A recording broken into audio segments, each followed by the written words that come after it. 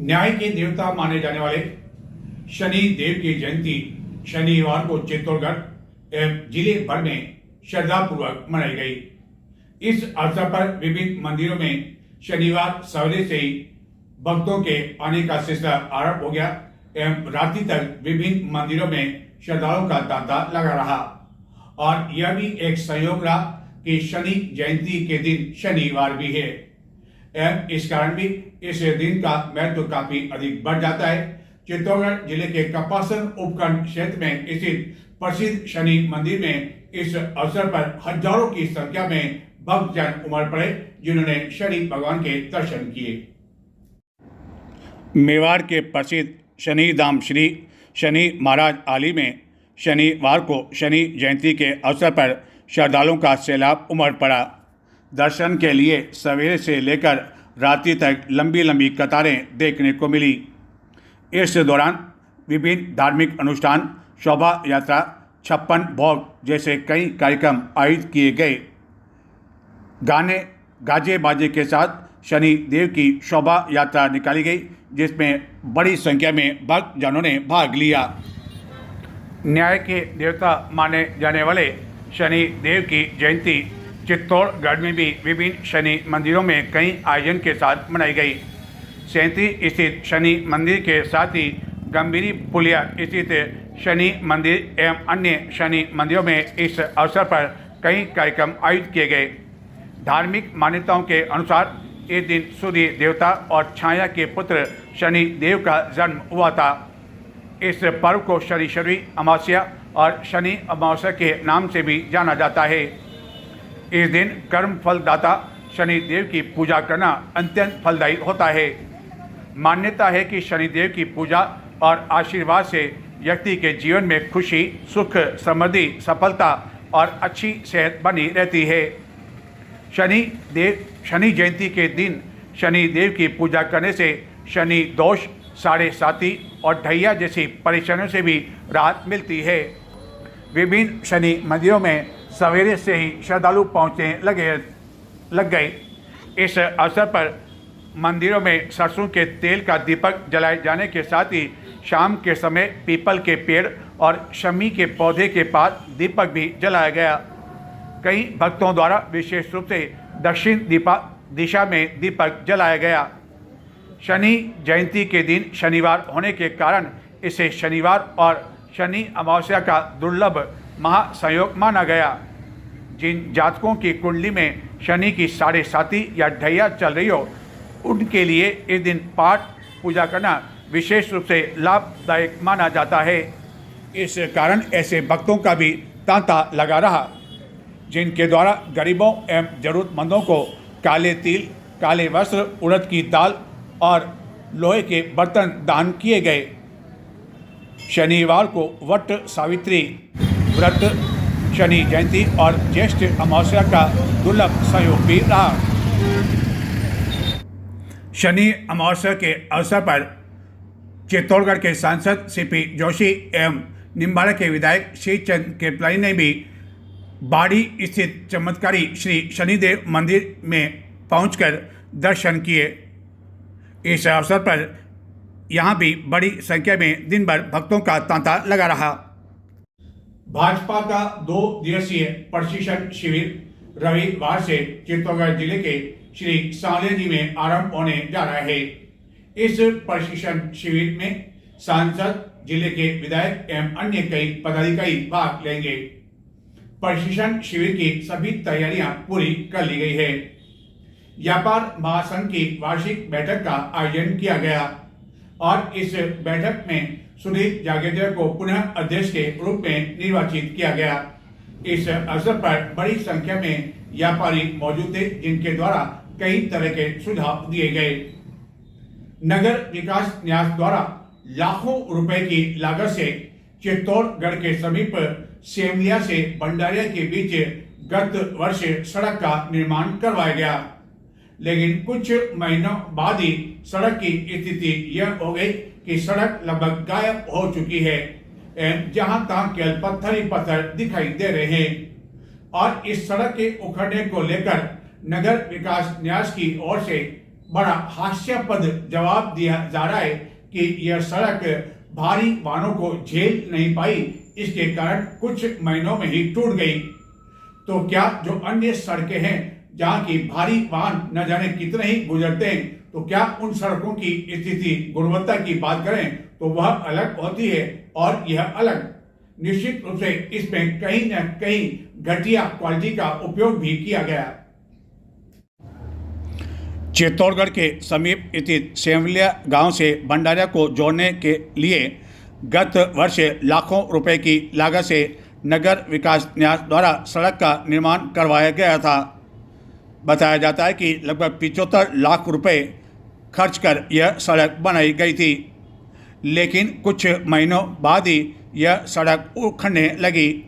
घटिया सामग्री एवं गुणवत्तापूर्ण निर्माण नहीं होने के कारण यह स्थिति हो गई, जिसके कारण हालत यह है कि ग्रामीण धूल मिट्टी एवं ठोकरें खाने के लिए मजबूर है, और यह गारंटी पीरियड में है। एवं इसी मार्ग से न केवल सेमलिया बल्कि जालमपुरा समेत अन्य कई गांवों की ओर जाने के लिए लोग इसका उपयोग करते हैं। प्रतिदिन कई वाहन इसी मार्ग से होकर गुजरते हैं। UIT द्वारा वर्ष 2024-25 में सेमलिया भंडारिया 30 फीट चौड़ी, जो कि लगभग 1 किलोमीटर है, वह डामरीकृत सड़क बनाई गई थी। लेकिन गत वर्ष पहली बारिश और सामान्य यातायात को भी यह सड़क झेल नहीं पाई। हालत यह है कि जहां तहां बड़े बड़े पत्थर होने के साथ ही यह सड़क अब गड्ढों में तब्दील हो चुकी है। सड़क लगभग गायब हो चुकी है। डामरीकरण का नामो निशान नहीं है। एवं पूरी तरह से यह उखड़ने के बाद कंक्रीट बाहर निकलने के कारण इस मार्ग से गुजरने वाले दुपहिया वाहनों को काफ़ी अधिक परेशानियों का सामना करना पड़ता है। वाहन चालकों के अनुसार रात के समय यहाँ से गुजरना खतरे से खाली नहीं है। एवं सड़क के टूट जाने के कारण दिन भर यहाँ से काफ़ी अधिक धूल उड़ती रहती है, जिसके कारण ग्रामीणों को भी काफ़ी परेशानियों का सामना करना पड़ रहा है।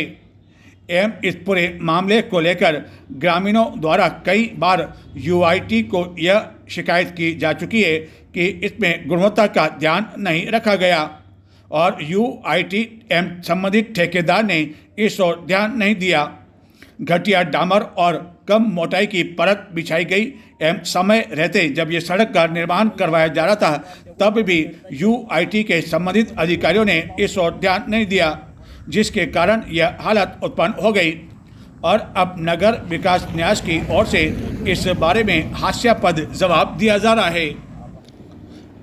लगभग 7 मीटर चौड़ी कर यह डामरीकृत सड़क ग्रामीण योजना में बनाई गई थी, लेकिन इसको लेकर नगर विकास न्यास के अधिकारियों का यह हास्यास्पद जवाब है कि यह सड़क भारी वाहनों को नहीं झेल पाई, और इसके कारण ही कुछ महीनों में यह सड़क टूट गई।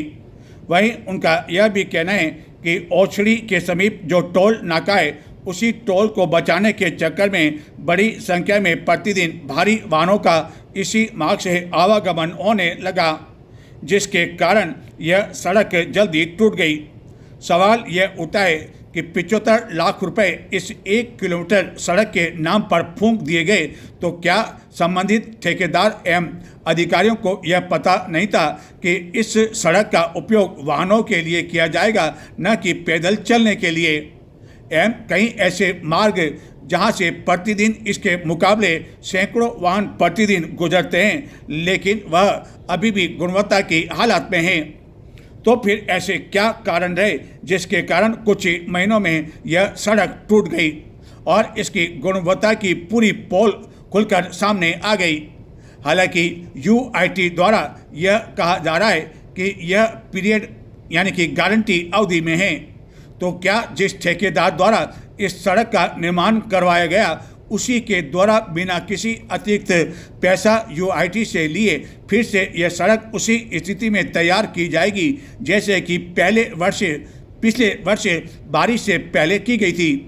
और जून महीने में बारिश भी दस्तक देने वाली है, मानसून का आगाज होने वाला है। तो क्या उससे पहले यह सड़क फिर से बन जाएगी या नगर विकास न्यास इसके लिए फिर से एक बड़ी राशि खर्च करेगा और लाखों रुपए फिर से सड़क के नाम पर फूंक दिए जाएंगे? तो क्या बाद में भारी वाहन यहाँ से नहीं गुजरेंगे, जैसा कि दावा यूआईटी की ओर से किया जा रहा है कि टोल बचाने के चक्कर में यह सब कुछ हो रहा है? प्रधानमंत्री नरेंद्र मोदी ने गत दिनों जो हालात हैं उसको देखते हुए देशवासियों से अगले कुछ समय तक और कम से कम 1 वर्ष तक सोना नहीं खरीदने की अपील की और उसके बाद सोने में इंपोर्ट ड्यूटी भी बढ़ाकर 15% कर दी। तो इस अपील का असर कहें या इंपोर्ट ड्यूटी जो बढ़ा दी गई उसका असर कहें, चित्तौड़गढ़ के रेलवे स्टेशन क्षेत्र में शनिवार से एक होटल में एक प्रमुख ज्वेलर्स की ओर से 2 दिवसीय प्रदर्शनी एवं बिक्री को लेकर काउंटर लगाया गया, लेकिन पहले दिन लोगों ने किसी तरह इसको लेकर कोई उत्साह नहीं दिखाया, जिसके कारण यह सन्नाटे जैसी स्थिति देखने को मिली। मौजूदा हालात को देखते हुए प्रधानमंत्री ने गत दिनों देशवासियों से कई तरह की अपील की थी एवं इस अपील के दौरान उन्होंने देशवासियों से यह भी कहा था कि मौजूदा हालात परिस्थितियों को देखते हुए अगले कुछ समय तक वह सोने की खरीदारी नहीं करें और इस अपील के 2 दिन बाद ही सोने पर इंपोर्ट ड्यूटी बढ़ाकर 15% कर दी गई, जिसके कारण सराफा कारोबारियों में न केवल हड़कंप मच गया बल्कि सराफा से जुड़े जो दुकानें हैं, बड़े बड़े प्रतिष्ठान हैं, वहाँ इन दिनों सन्नाटे की स्थिति देखने को मिल रही है। एक तो लोगों पर प्रधानमंत्री की अपील का भावनात्मक असर पड़ा, वहीं दूसरी और इंपोर्ट ड्यूटी बढ़ाए जाने से न केवल सोना बल्कि चांदी महंगा हो गया है, जिसके कारण सराफा कारोबारियों को अब यह समझ में नहीं आ रहा है कि आखिरकार वह अपनी दुकान आदि खर्चा किस तरह निकाल पाएंगे। कई लोग इसे प्रत्यक्ष एवं अप्रत्यक्ष रूप से जुड़े हुए हैं, जिन्हें न केवल वेतन देना पड़ता है बल्कि अन्य कई प्रतिष्ठानों की ओर से लाखों करोड़ रुपए अपनी दुकानों के लिए बैंकों से लोन भी लिया हुआ है, जिनकी किस्त भी उन्हें अदा करनी पड़ती है, जिसके कारण इन दिनों सराफा कारोबार में सन्नाटे जैसी स्थिति देखने को मिल रही है। और इसी सन्नाटे की स्थिति और प्रधानमंत्री की अपील के बीच चित्तौड़गढ़ के रेलवे स्टेशन क्षेत्र में शनिवार से एक प्रमुख ज्वेलर्स प्रतिष्ठान की ओर से 2 दिवसीय प्रदर्शनी और बिक्री के लिए काउंटर लगाया गया, लेकिन प्रधानमंत्री की अपील का असर कहें या इंपोर्ट ड्यूटी का असर कहें, प्रदर्शनी पहले दिन काफ़ी अधिक फीकी रही और लोग यहाँ आभूषण खरीदने के लिए नहीं पहुँचे। कुछ लोग यदि आभूषण खरीदने के लिए पहुँचे तो वह यहाँ से खाली हाथ ही निकलते हुए देखे गए, जिन्होंने बताया कि सोना इतना अधिक महंगा हो गया है कि आखिरकार वह खरीदें तो क्या खरीदें। एक युवक ने बताया कि वह यहाँ अंगूठी खरीदने आया, लेकिन 40,000 से कम कोई भी यहाँ अंगूठी देखने को नहीं मिली, जिसके कारण पहले दिन यहाँ केवल सन्नाटा ही सन्नाटा देखने को मिला। चित्तौड़गढ़ के सैंती क्षेत्र में एमपी बिरला चिकित्सालय के समीप स्थित एक मुख्य मार्ग जो कि कई कॉलोनियों मार्गों आदि को जोड़ता है, यह मार्ग गत कई समय से तलैया का रूप बना हुआ है। दरअसल यहाँ एक पाइपलाइन लीकेज होने की वजह से जगह जगह पानी भर जाने की वजह से यह सड़क भी टूट चुकी है, बड़े बड़े खड्डे हो चुके हैं एवं रात के समय यहाँ अंधकार छाया रहता है एवं जरा से भी असावधानी यहाँ व्यक्ति को सीधे चिकित्सालय पहुंचा सकती है। यह किसी ग्रामीण क्षेत्र के हालात हम आपको नहीं बता रहे हैं, बल्कि चित्तौड़गढ़ के ही हालात हैं और वह भी मुख्य मार्ग में से एक के मार्ग की स्थिति। चित्तौड़गढ़ के सैंती क्षेत्र में एमपी बिरला चिकित्सालय के समीप की ओर से एक रास्ता निम्बाड़ा मार्ग की ओर, दूसरा रास्ता महेशपुरम, भंडारिया, सेमलिया, जालमपुरा समेत अन्य कई ग्रामीण क्षेत्रों की ओर जाता है, लेकिन गत कई समय से इस मार्ग की इसी तरह की स्थिति बनी हुई है, जहाँ की एक पेयजल पाइपलाइन लीकेज होना बताया जा रहा है। एवं यहाँ की नालियाँ भी टूटी होने की वजह से जहाँ तहाँ पानी भर चुका है एवं पानी इतना अधिक भरा हुआ है कि यह स्थान किसी तलैया से कम दिखाई नहीं जान पड़ता है।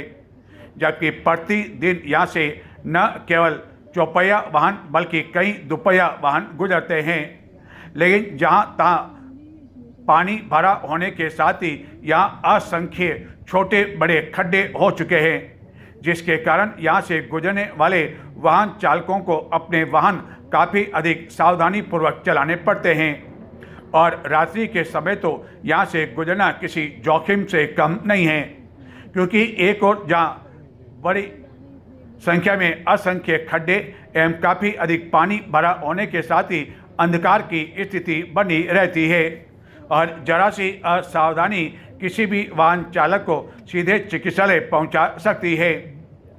आसपास रहने वाले कई लोगों एवं दुकानदारों ने बताया कि कई बार वह नगर परिषद, नगर विकास न्यास, जिला प्रशासन का ध्यान आकर्षित कर चुके हैं, लेकिन इसके बावजूद इस ओर कोई ध्यान देने वाला नहीं है। ऐसा लगता है कि यहाँ का कोई धनी दौड़ी ही नहीं है, जबकि इसी क्षेत्र में चित्तौड़गढ़ के सांसद और विधायक भी निवास किया करते हैं, लेकिन उन जनप्रतिनिधियों द्वारा भी क्षेत्रवासियों की यह जो प्रमुख समस्या है उनके द्वारा इस ओर ध्यान नहीं देने एवं आला अधिकारियों आदि को दिशा निर्देश नहीं दिए जाने की वजह से ही आम नागरिक इसका खामियाजा कई दिनों से भुगत रहे हैं।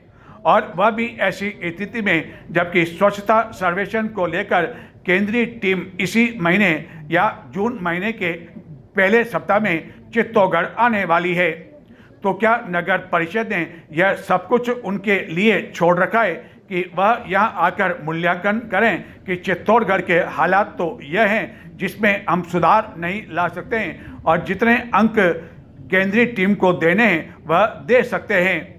ऐसा लगता है कि नगर परिषद के अधिकारियों ने तो यह मानो दृढ़ निश्चय कर रखा हो और संकल्प ले लिया हो कि केंद्रीय टीम आए या कोई भी टीम स्वच्छता सर्वेक्षण को लेकर किसी तरह गंभीर नहीं होना है।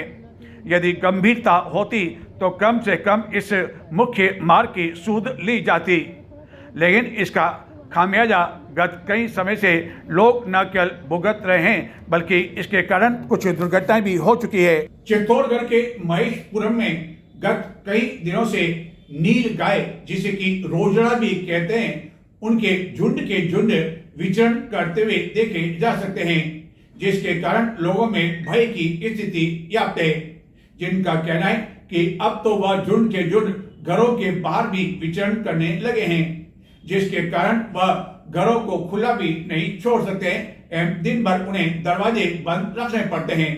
रात के समय भी यह विचरण करते रहते हैं और इस मार्ग से विभिन्न गांवों की ओर जाने वाला भी मार्ग है, जिसके कारण भी हर समय भय की स्थिति बनी रहती है।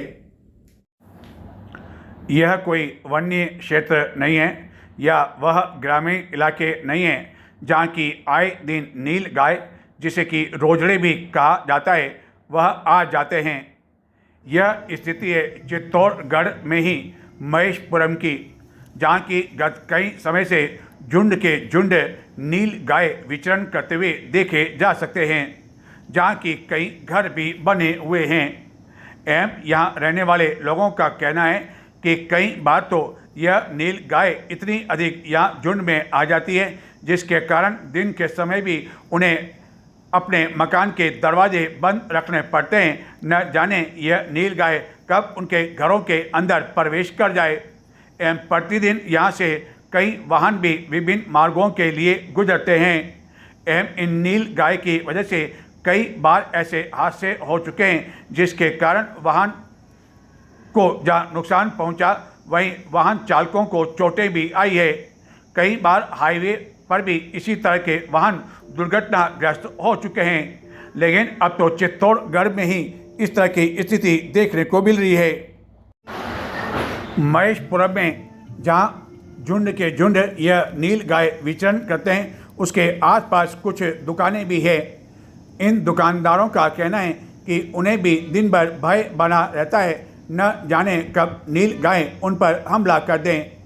एवं लोगों ने इन नील गाय से प्रशासन से एवं वन विभाग से राहत दिलाने की मांग करते हुए कहा कि यह आसपास से ग्रामीण क्षेत्रों से प्रतिदिन यहां आ जाते हैं एवं कई घंटों तक इसी तरह समूह में यह विचरण करते रहते हैं, जिसके कारण खास तौर पर महिलाएं जो कि अकेले दुपहिया वाहन से जाती है, उन्हें भी हर समय भय बना रहता है। चित्तौड़गढ़ में गत वर्ष दिन दहाड़े एक व्यवसायी की हत्या के आरोप में गत दिनों गिरफ्तार किए गए रमता राम की रिमांड अवधि शनिवार को पूरी हो जाने पर पुनः उन्हें न्यायालय में पेश किया गया, जहां से उन्हें न्यायिक अभिरक्षा में भिजवा दिया गया। चित्तौड़गढ़ के शहरी क्षेत्र में यवस्तंभ एवं मुख्य मार्ग पर गत वर्ष 11 नवंबर को दिन दहाड़े एक व्यवसायी रमेश इनानी की गोली मारकर हत्या कर दी थी। पुलिस ने इस मामले में मुख्य शूटर मनीष दुबे को घटना के दिन ही गिरफ्तार कर लिया था एवं बाद में एक अन्य आरोपी भजना राम एवं गत दिनों रमता राम को गिरफ्तार कर लिया, जिन पर आरोप है कि उनके द्वारा शूटर को रमेश इनानी की हत्या के लिए बुलाया गया था और भूमि विवाद को लेकर इस हत्याकांड को अंजाम दिया गया। गिरफ्तार किए जाने के बाद उन्हें न्यायालय में पेश कर 5 दिन के पुलिस रिमांड पर लिया गया था। यह रिमांड अवधि 16 मई शनिवार को पूरी होने पर पुनः उन्हें न्यायालय में पेश किया गया, जहां से उन्हें न्यायिक अभिरक्षा में भिजवा दिया गया। एवं पहले यह माना जा रहा था कि इस 5 दिन की रिमांड अवधि में प्रोडक्शन वारंट के माध्यम से पुनः मुख्य शूटर को गिरफ्तार कर रमता राम से आमना सामना करवाया जा सकता है। हालांकि शूटर मनीष दुबे को पुनः प्रोडक्शन वारंट से पुलिस कोतवाली नहीं लाया गया, न गिरफ्तार किया गया। अब देखना यह है कि इस पूरे मामले में किसी की गिरफ्तारी भविष्य में हो पाती है या नहीं, या इस पूरे मामले में अब विराम लग गया है और पुलिस इस मामले को अब अपना अनुसंधान समाप्त होना मानते हुए चल रही है। यदि ऐसा होता है तो नगर वासियों के कई प्रश्नों का जवाब शायद कभी भी नहीं मिल पाएगा कि इस हत्याकांड में क्या कुछ और लोग और जो कि प्रभावशाली हैं वह शामिल है या नहीं, और क्या रमता राम के अकेले दिमाग की यह उपस्थिति जिनके द्वारा इस तरह मुख्य शूटर को उत्तर प्रदेश से बुलाया गया और एक व्यवसायी की हत्या करवा दी गई, जबकि गत कई समय से शहर में यह चर्चा बनी हुई है कि इस पूरे मामले में अन्य कई लोग भी शामिल हैं। तो ये थे आज के समाचार। नमस्कार।